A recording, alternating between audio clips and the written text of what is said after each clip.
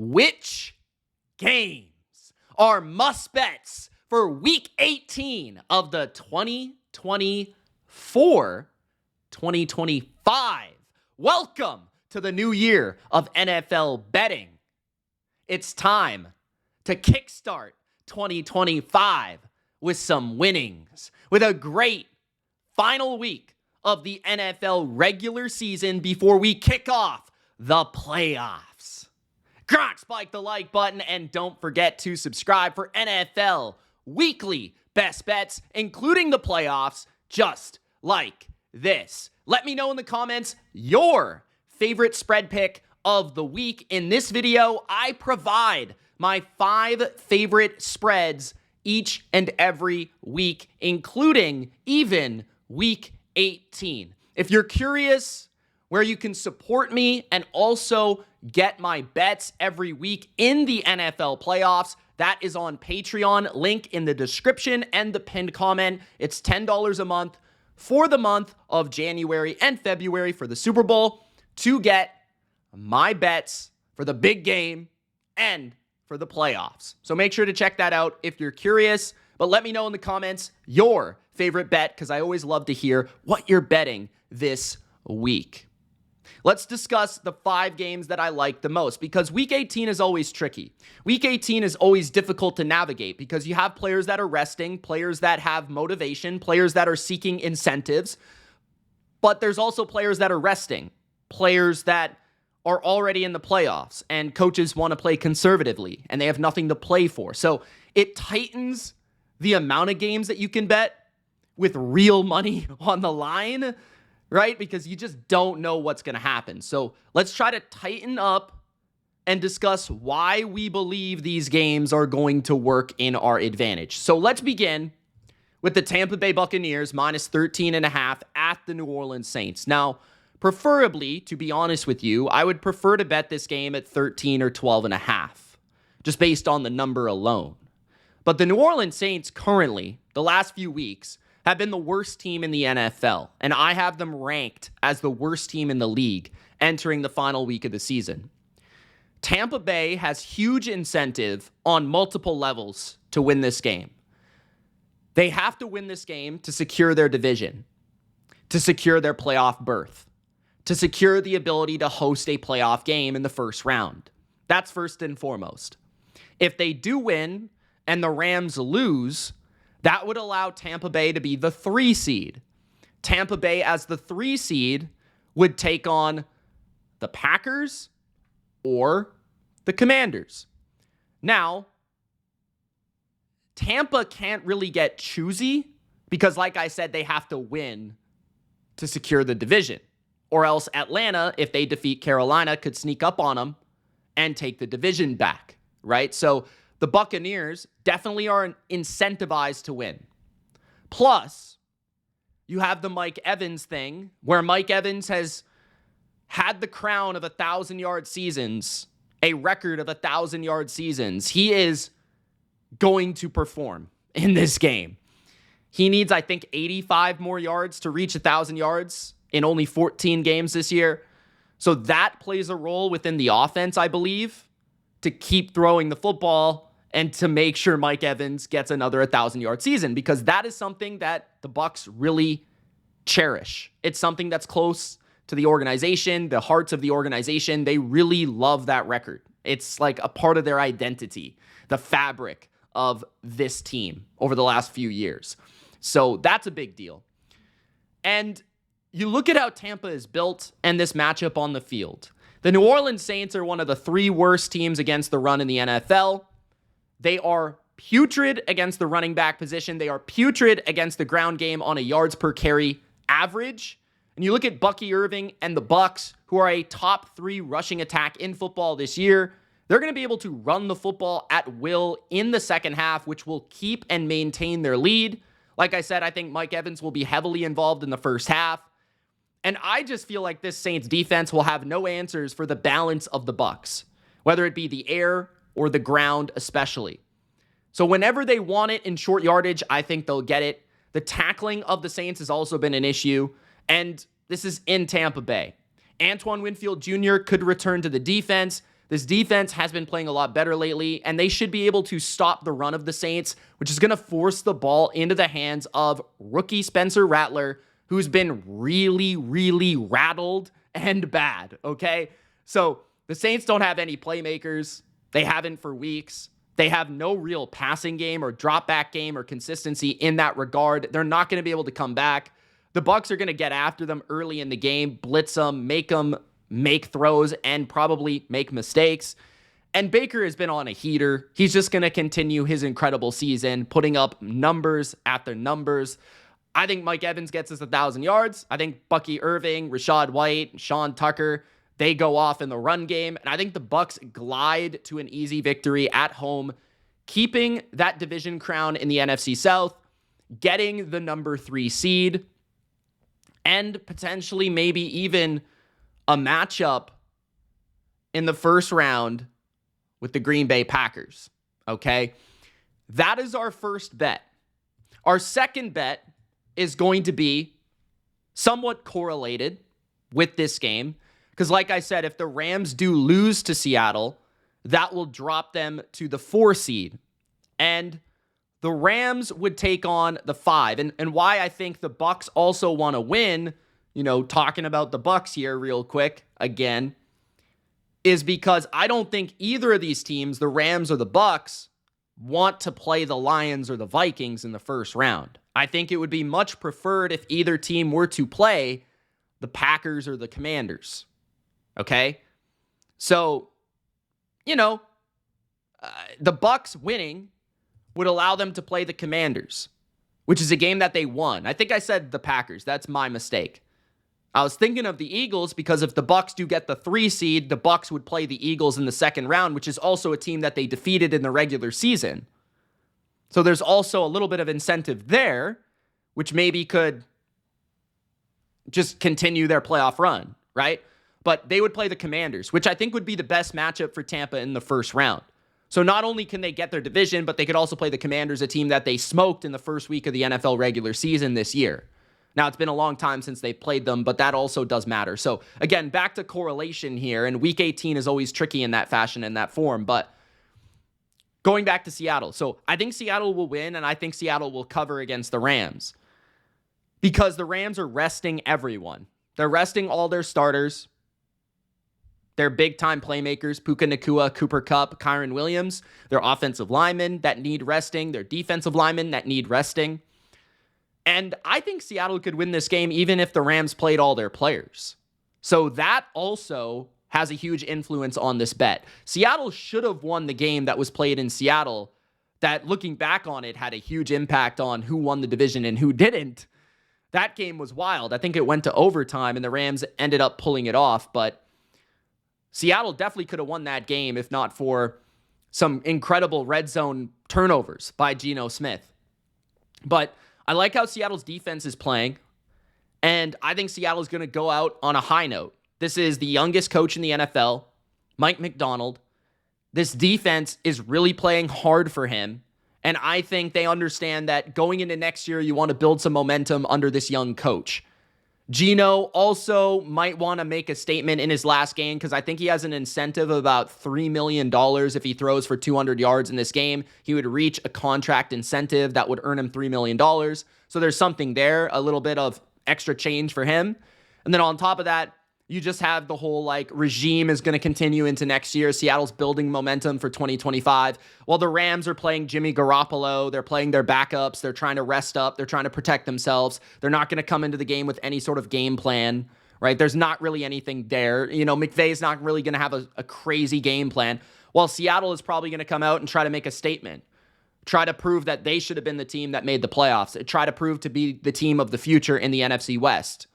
Right, there's a lot there for Seattle from an incentive standpoint, not only on a personal, but a team level. Leonard Williams was snubbed from the Pro Bowl, things like that. There's just small reasons. So I like Seattle to win by at least a touchdown against a quarterback they're familiar with in Jimmy Garoppolo from his days in San Francisco. I think he's washed, by the way. I think he has no arm left, so I don't think he's really going to do much. The Rams, they've proven, when you look at their backups on offense this entire season, they've been putrid on the O-line and at wide receiver when they drop a little bit in terms of their depth, right? We've seen that earlier in the season. And then defensively, they're pretty much all generated defensively based on their pass rush. And if their pass rushers aren't really playing, I'm not sure what they're going to be able to do against the Seattle offense that has great receiving talent, great receivers that should be able to get open even if the Rams starters were playing in the defensive backfield. So I think Seattle should run away with this and at least win by 7. So I like this number. I like this spot. I like fading a Rams team that just doesn't want anything to do with this game and just wants to survive and take on the Lions or the Vikings in the first round. And the reason why I think the Rams don't mind losing this game is because not only can they rest, but they also played the Lions extremely tight earlier in the year. They played them in week 1 to overtime. So there's something there. And then also the Rams also played the Vikings and they beat the Vikings at home. So either way, I think that the Rams feel comfortable with their opponent in the first round and feel like they have a chance. They played the Lions last year in the playoffs, and it came down to the wire as well. So I feel like the Rams don't really care if they would play the Commanders, if they would play the Vikings, if they would play the Lions. I almost think they prefer playing the familiar opponent, which would mean that they're the 4 seed, right? And then they would have to play, if they do win that next round, instead of being the 3 seed and playing the Eagles, they're trying to avoid the Eagles because they got smashed by the Eagles. So there's incentive here that the Rams lose, because if the Rams do beat the Vikings or the Lions, then in the second round, they'll play the Vikings or the Lions in the second round, right? Which I think they would rather play than the Eagles. So there's a lot of incentive for the Rams to actually just lose this game on purpose. You understand what I'm saying? So I like Seattle here to win, to cover. Next, we've got the Minnesota Vikings in the biggest game of the week and arguably the season in the NFC, the Vikings at the Lions. I like Minnesota here, getting 3 points. Now, am I 100% sure the Vikings are going to win? Not exactly, but I think getting 3 points with the team that I feel is a bit better right now at this point in the season, even if they're on the road, I feel pretty good about that. Because I really like the Vikings offensively against this Detroit defense, the way that they're beat up right now. Detroit showed many liabilities against the San Francisco 49er attack that is from that same system of Kyle Shanahan, that is Kevin O'Connell's, Sean McVay-inspired attack. They have excellent receivers. The Lions tend to play a lot of man coverage, and when you play man coverage, it puts the emphasis on wide receiver talent for the other team to separate and get open, and to have crafty play calls to be able to ensure those players get open. You've got Justin Jefferson. You've got Jordan Addison. You've got TJ Hawkinson at tight end. Even Jalen Naylor against Green Bay had a great game. Aaron Jones out of the backfield is one of the better route runner and receiving running backs in football. So I think the Vikings will be able to dice up the Lions whenever they go to their preferred coverage, which is man, cover 1, even man, blitz, 0 blitz. If they do want to get pressure on Darnold, which is going to be a difficult task with just a 4-man rush, as they don't have McNeil, they don't have Aiden Hutchinson. Their D-line has been beat up. Their pass rush is just razor thin. They don't have a great pass rush. Unless Darius Smith has a true revenge game in this one, I think they're going to have to blitz, which is going to put emphasis on those matchups on the outside. And unless the Lions completely change what they do, which is something Aaron Glenn hasn't really done in his era as a defensive coordinator of the Lions, I just don't see how they defend the Vikings in the passing game. I think the Vikings are going to be able to slice them up in a dome. Darnold is going to be able to hit his open target in stride for big plays or generate big throws down the field or occasionally even scramble for a first down, given that the corners are not looking at the quarterback occasionally. I think O'Connell will have a good game plan here. I think that they'll be able to hit a lot of plays in the passing game, and I think that will allow them to win this game. Now, on the other side, the Lions are going to be able to score. They're going to be able to move the ball. The Vikings, though, have the far better defense than the Lions. They're elite against the run, which is a good thing when you face Detroit, because Detroit is generated mostly off their running game. If they can get 4 to 5 yards a pop, it's pretty much impossible to stop them. They're also excellent at limiting yards after catch, which is a big part of the Lions' offense. They're like top 2 in YAC in passing the football. They're also great in the screen game. So if you can tackle well, you can limit that yards after catch, and you can play well in the red zone, which the Vikings are also very solid in the red zone. you can at least force the Lions to make mistakes, have to go on longer drives, and force them to potentially just make more plays. I think the Vikings are going to bring some exotic looks at Jared Goff. I could see him maybe throwing an interception or getting strip sacked or a tipped pass that turns into a pick. Flores has been excellent all year at just making life difficult on opposing quarterbacks, making life difficult on opposing offenses. It's the second time he's seen this offense this year. I don't think he'll be caught off guard from what he saw this second time in comparison to the first time where Ben Johnson got after this defense. They were able to make a lot of plays. They were very crafty in their approach. They protected Goff very well. Goff played probably his best game of the season in terms of downfield passing. But I think the Vikings will have some switch-ups. I think they'll have a little bit of a difference in what they do.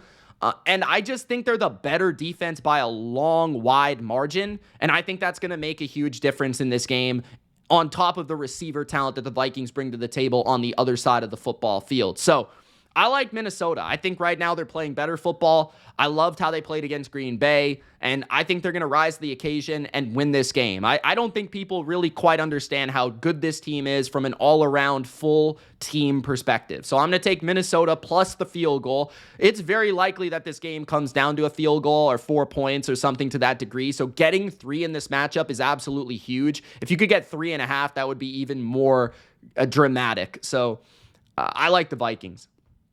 The next game is the Cincinnati Bengals minus 1.5 at the Steelers. And I have a little bit of a correlation here with the final bet, or we'll call it a bonus bet for our 5th pick. But I like the Bengals minus 1.5 to semi-upset the Steelers in the final week of the season. The Steelers are coming off 3 straight losses to 3 of the best teams in the NFL, the Eagles, the Ravens, the Chiefs, while the Cincinnati Bengals are on a winning streak, and the last time they played, the Steelers did win in Cincinnati. But I think that the Bengals in a big game spot where they still have a very small chance of making the playoffs, if the Chiefs somehow upset the Broncos and the Jets somehow upset the Dolphins and the Bengals win, the Bengals are in the playoffs. So they have something to fight for. But at the very least, we know that Joe Burrow and the Bengals in recent years have always finished seasons strong, and they've always given their best fight towards the end of the year. And the Steelers are just not a very good team. Like, that's first and foremost. Now, there will be a little bit with the Steelers in terms of they had a little bit more rest. They had a little bit more time to prepare. You know, Mike Tomlin's going to have that a little bit of an underdog chip on his shoulder for his team because they have lost 3 games in a row and they want to play well entering the playoffs. And if they do win, it's very incentivized because if the Steelers win, they end up going to Houston instead of playing the Ravens on the road. So that's a huge difference, right? Like, you've got to play the Ravens on the road. I know it's a division rival that you've played fairly well over recent years, but playing the Texans the way they're playing right now, that's a huge difference in opponent. So yes, it matters for the Steelers, but I think the Bengals are going to finish this season hot. I just love their offense. I just don't think you can stop them. I think that Joe Burrow is going to throw. He's basically, implied that he's going to throw for 300 yards. T. Higgins, Jamar Chase, they're playing great football. Mike Gesicki's playing phenomenal. The Steelers secondary is just not that great, especially when they tend to play a little bit more man, and they just can't keep up with Chase or Higgins in that regard. And I just love how Joe Burrow's playing. Like, I'm going to bet on Joe Burrow over this Russell Wilson 1,000 times out of 1,000. Like, it's just going to be the case. Amarius Mims hopefully will be able to play on the offensive line for Cincinnati, same as Chase Brown at running back. He's going to try to gut it out. But defensively, it will be an interesting challenge for the Bengals. We all know we don't bet on the Bengals because of their defense. They're very, very, very bad. But they've been playing better situationally. They've been playing better in the fourth quarter. They've been playing better when they need to get a stop. They've been playing a little bit better in terms of their tackling. Their run defense all year has been fairly solid, so I don't necessarily feel like the Steelers are just going to run all over them. And it really comes down to, can they defend the deep chunk passes and the screens? That's what it's going to come down to. Can they make those tackles? Can they make those stops? I do think the Steelers have the edge in terms of their kicking and things like that. I do think the Steelers have the home field. This should be a close game, but I'm going to take Joe Shiesty. I'm going to take Joe Burrow. I'm going to take the Bengals to finish off their season hot. I'm going to take the great offense here against, I think, a little bit of an overrated defense against an offense that doesn't have a great offensive line, that probably will take a stupid sack, probably turn it over at an inopportune time. I don't think the Steelers' offense is necessarily anything to get excited about, and they don't really have anything to hang their hat on besides chucking the ball up in the air to George Pickens, and I don't know if that's a really consistent way to play offense. So, sure, this should be a high-scoring game, but I'm going to lean towards the Bengals in that sort of contest. Our fifth and final bet, which is also correlated to the Bengals and the Steelers, is the Chargers minus 4.5. So I would say this. I would try to almost bet these together. Like, if I'm going to bet the Bengals this week, I'd almost look to parlay it with the Chargers. Because if the Bengals do beat the Steelers, it incentivizes the Chargers to play against the Raiders and to win. If the Chargers don't, play that hard, it's because the Steelers beat the Bengals. So I would almost look to correlate this, because if the Chargers do beat the Raiders and the Bengals beat the Steelers, that would allow the Chargers to go to Houston in the first round, which would be by far the best matchup for them, given how good their defense is against the pass, how well they pass rush, and Justin Herbert, right? But if you play against the Ravens, we've already seen the Chargers lose to the Ravens. We've seen them potentially get exposed by Derrick Henry, Lamar Jackson, and, the Ravens defense has been trending better. So the difference between playing the Ravens and the Texans has huge implications on these two matchups. So I like the Chargers if the Bengals win. So I'm almost just going to parlay these two together, which makes this kind of a bonus bet, right? So I wouldn't even play these single. Or maybe you want to just bet the Bengals first and then wait. The number might rise, though, which is the problem. I don't know if it's going to get to 6.5, which would be the major difference maker. If it gets to 5.5, it's not a big deal. You can still lay 5.5 comparison to 4.5. It's not a huge deal. But I'm just saying it could go up. So you might just want to play, maybe you want to play Bengals, bet on the Bengals, and then maybe do a smaller parlay with them together, and then maybe a little bit later play the Chargers independently if you want to kind of level it out. But I don't know, just throwing out possibilities there, and we'll have that all on Patreon if I'm going to make those plays and what I'm going to do there.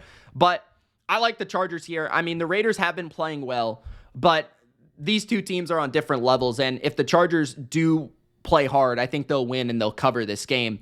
The Raiders don't really have any incentive at this point to win. I mean, the last couple of games, they've played well, they've played better, they've shown heart, they've shown resiliency, but there's nothing going for them to win this game right now. Aiden O'Connell's playing good, but the Chargers are just a different level of team. I think that the Chargers will be able to throw the football. I think that their run game with J.K. Dobbins is a different animal, and that opens up the entirety of the offense. I don't think anyone on the Raiders can necessarily cover Ladd McConkey all that long, and I feel like Herbert's playing phenomenal. The difference between Herbert and Aiden O'Connell is astronomical. The difference between Harbaugh and Pierce is astronomical. It's a huge difference, okay? Defensively, the Chargers are very good in terms of the best defense the Raiders have played in a few weeks. They're very good at keeping, an umbrella over the offense. They're not going to give up a lot of big plays, and they're going to be able to get some pressure on the pocket sitting quarterback of Aiden O'Connell. Plus, the Raiders don't run the ball all that well either, which could be the weakness of the Chargers, which kind of takes away from potentially a upset. So I just feel like it's a decent matchup. Yes, it's a division rivalry, but I just think the Chargers been playing really well. Impressive win over the Broncos on a Thursday night to get them in the playoffs. A very impressive beatdown of the Patriots. I don't think they'll beat down the Raiders, but I think they'll win if they do try. So I'd combine this with Cincinnati if I were you. Thank you guys so much for watching. Those are my best bets of Week 18. I hope you enjoyed, and I hope you understood where I'm going here for Week 18, and hopefully you can continue to tune into these videos for the playoffs. I think I'll see you there. So Gronk, spike the like button and subscribe, man. Hit that notification bell to be notified when these videos drop. And don't forget to check out Patreon for all of my bets in Week 18 and beyond. Thanks, guys, for watching. It's Mitch. Good luck on your bets. Deuces.